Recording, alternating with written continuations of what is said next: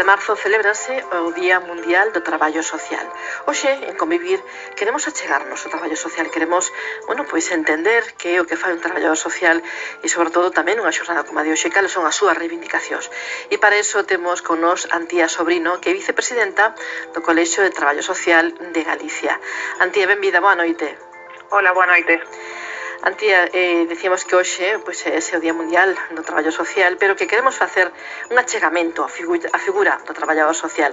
Explícanos un pouco que é un traballador social, cal é a súa función?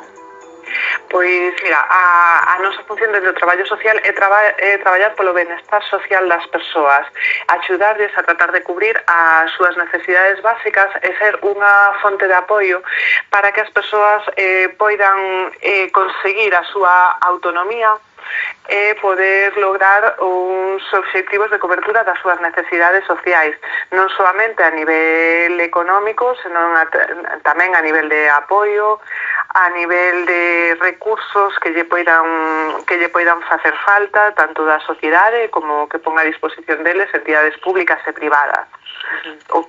O que tratamos é sempre de buscar o benestar da persoa, intentar axudalos na medida do posible para que o poidan conseguir. É un título de grao que se consigue, para traballar con esta titulación, con traballo social, que ten por objetivo, precisamente, non formar os profesionais na intervención social. Sí, actualmente en Galicia está implantado o grao en traballo social na Universidade de Vigo no campus de Ourense e na Universidade de Santiago de Compostela, no propio Santiago. Ademais, podese cursar tamén a través da UNED, a Universidade Nacional de Educación a Distancia. Foi un paso moi importante para a nosa profesión porque anteriormente fomos inicialmente como unha especie de ciclo superior que eran os que se coñecían antigamente como as asistentas sociais palo feminino porque somos fundamentalmente mulleres. Despois pasamos a diplomatura e agora xa co plan Bolonia xa nos equiparamos a un grao. Antía, ti crees que se vos coñece, a poboación en xeral coñece cal é o traballo voso, que é o papel que desenvolvedes?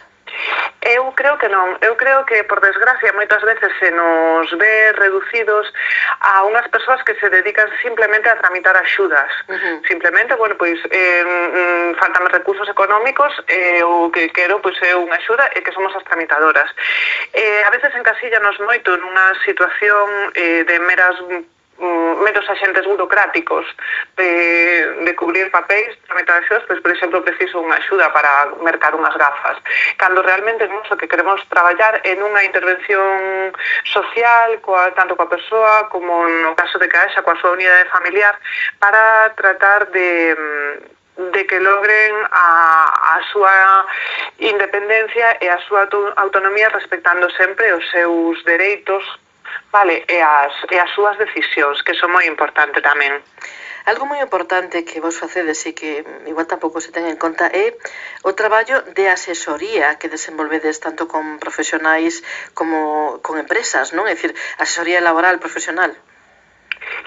Sí, nós temos dentro do que é o Colexio de Traballo Social un servizo que contamos con unha persoa que leva todo o tema de orientación laboral que dedícase, por exemplo, a compilar todas as ofertas de emprego que atopa, tanto a nivel Galicia como a nivel España e, ademais, montamos unha vogalía laboral que estamos empezando a poñer agora en marcha onde queremos reclamar diante das empresas e da administración as nosas funcións, a figura do traballo social como unha figura que, aínda que estamos presentes a moitos lados, consideramos que hai outros eidos nos que non estamos a día de hoxe moi presentes, como poden ser a educación, a xustiza, nos que tamén somos unha figura que consideramos que facemos moita falta. É dicir que hai que incrementar a información non só xa na poboación de a pé, sino tamén noutros servicios en empresas, en unidades escolares, en centros educativos, que o vosso traballo pode facilitar moitísimas veces o alivio de moitos problemas, non, que xurden. Justamente, o alivio de moitos problemas e incluso atreveríame a dicir que tamén aliviaríamos o consumo de recursos que, ao mellor, non son completamente necesarios debido a que hai unha mala información e un mal asesoramento por parte da poboación. Moitas veces, non digo que sexa culpa deles, eu evidentemente de outros sectores tampouco podo informar, pero sí que nos moitas veces buscamos información de todo o que fai falta para tratar de que a persoa lle chegue a máxima cantidad de recursos posibles que se acepten a súa necesidade. A veces buscando, como se di popularmente, incluso debaixo das pedras. Nunha xornada como a de hoxe, bueno, pois aproveitades para facer reivindicacións, que imagino que é algo, bueno, pois que é moi importante para vos, non? Sí, aproveitamos para facer reivindicación da necesidade do noso perfil profesional en moitos eidos, pero tamén aproveitamos para a nosa formación. Nos o día do traballo social ímolo celebrar este venres en Santiago de Compostela. Cambiámosle dun martes a un venres para facilitar que haxa máis persoas que poidan ir. Non é o mesmo terse que erguer o día seguinte para traballar que poder descansar. Entón, nese ámbito de formación temos dúas charlas impartidas por dúas profesoras, unha da Universidade de Vigo, que é sobre ética e deontoloxía, porque nos consideramos que é un punto clave da nosa praxe profesional, respectar sempre o noso código deontolóxico, garantizar a autonomía das persoas e tratar de que todas as nosas intervencións sexan sempre baixo os criterios éticos. A outra ponencia que se vai levar a cabo é unha sobre protección de datos. Moitas veces a xente non se dá conta que nós traballamos con datos moi delicados, tan delicados como poden ser os datos sanitarios. Vale, eses datos solamente deben ser utilizados para aqueles feitos para os que foron recollidos. Non se poden emplearse máis, evidentemente non se poden difundir a persoas que non estean directamente dirixidos eses datos persoais. Aparte, hai un novo regulamento a nivel europeo que o que queremos que a xente coñeza para que poida exercer correctamente e do xeito máis axeitado posible, como sabemos que fan a grandísima maioría das profesionais do traballo social durante o seu día a día. Esto que me estás contando me parece moi importante, Antía, porque non somos conscientes moitas veces de esa desprotección dos datos que temos, non? E que a veces figuran e que cousas tan íntimas como eso, un historial médico, non? Pois que a veces pode bueno, pois verse en un lugar que te sorprenderías a ti mesmo, non? A protección, algo realmente importante, protexer esa intimidade, non, das persoas diante, bueno, pois de certos perigos que nos pode levar a sociedade.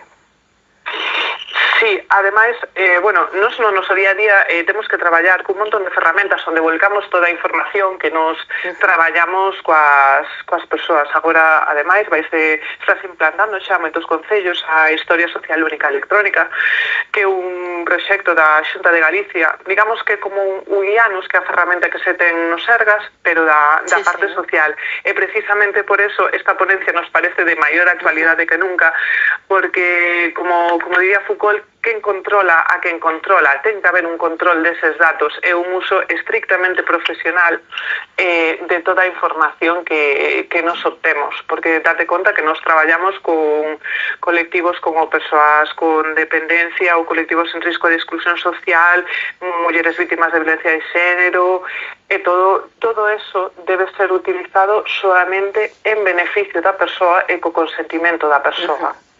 Estas dúas conferencias que nos decías que van ser o venres, a que hora e onde van ser?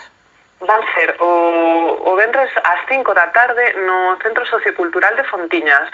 Decidimos facelo nun centro da comunidade porque consideramos que un dos principios básicos nosos é intervir na comunidade empregando os recursos da comunidade.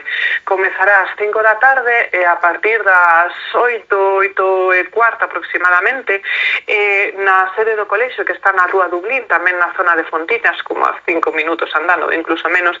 Temos preparado un pequeno convite para as persoas que acudan con produtos de comercio local de zona, porque un dos principios tamén que queremos defender é a sostibilidade de toda a sociedade.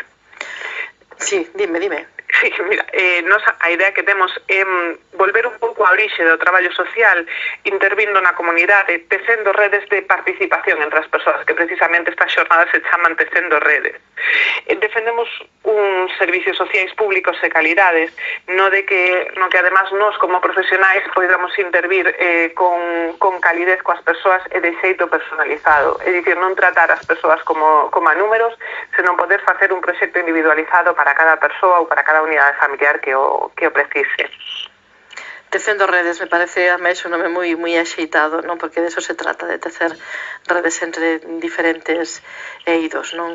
Non hai moito asistín, ademais, ao Colexio de Traballo Social, unha presentación dunha guía, que foi algo realmente que nos achegou moitísimo as persoas que traballamos na comunicación, e era que tamén manifestabades vos, dende dentro, o vos interese por saber ou por tratar as persoas que están en certo risco de vulnerabilidade dun xeito correcto, non? Que os medios de comunicación de algún xeito utilizáramos os termos correctos e non pexorativos que a veces vemos reflectidos na prensa, non? Eu supoño que moitas veces a prensa o que fai é reflectir a linguaxe popular, por dicilo de algún xeito, pero bueno, os xornalistas evidentemente son profesionais e como tal editouse esa guía un pouco como axuda para saber cales son os termos máis axeitados para tratar con dignidade as persoas ou os colectivos de persoas cos que nos soemos traballar. A nosa idea é colaborar en todo o que poidamos. Creo que de feito tense feito algunha reclamación por algún titular que ten aparecido, típico titular que sempre repiten por aí, de morren dúas persoas e un xitano nun accidente de tráfico. Evidentemente, eu creo que eso, afortunadamente, son cousas que se puideron ver nun pasado, pero que a gran maior parte da profesión xornalística xa está moi lonxe deso. O que sí que nos soemos atopar moitas veces é persoas que son condeadas a traballos en beneficio da comunidade, moitas veces ven que son condeadas a traballo social, que sí que é algo que nos soe chamar bastante a atención, porque entendemos que son dous conceptos completamente diferentes.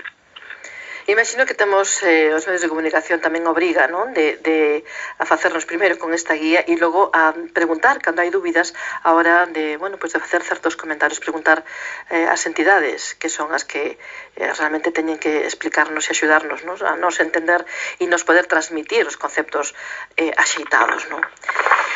Parabéns, por tanto, por esa actividade, porque me parece unha actividade moi interesante e por tantas que estades a desenvolver. Non sei se queres engadirme algo máis en relación a esta xornada. Bueno, en relación a xornada, bueno, non tanto, senón a razón do colexio que sí que queríamos chamar. Bueno, somos unha nova xunta directiva, xunta de goberno, perdón, que empezamos a traballar no mes de xaneiro, e unha das cousas que queríamos cambiar é que, a pesar de haber a sede central do colexio, que está en Santiago de Compostela, debido á característica peculiar de Galicia, a súa dispersión xeográfica, queremos poñer en marcha que todas as persoas colexiadas teñan unha persoa de referencia, ben sexa por provincia ou por comarca, porque, por exemplo, unha persoa da comarca de Valdeorras non teña que, se precisa algo do colexio, non teña que dirixirse únicamente a Santiago, senón que poida ter unha persoa na provincia de Ourense da que ter referencia para calquer cousa que faga falta. Nos o que queremos é buscar a participación de todas as persoas membros do colexio, para que nos creemos que 20 persoas pensan máis ca unha. Nos que somos un colectivo que temos máis de 2.500 persoas colexiadas, queremos contar con todas elas para calquera reclamación ou ideas que poidan aportar. Pois agradecemos moitísimo a Antía Sobrino, vicepresidenta do Colexio Oficial de Traballo Social de Galicia, que estivera hoxe con nos. Parabéns por ese traballo e, bueno, pois adiante con tantas actividades. Moitas grazas. Moitísimas gracias. Boas noites.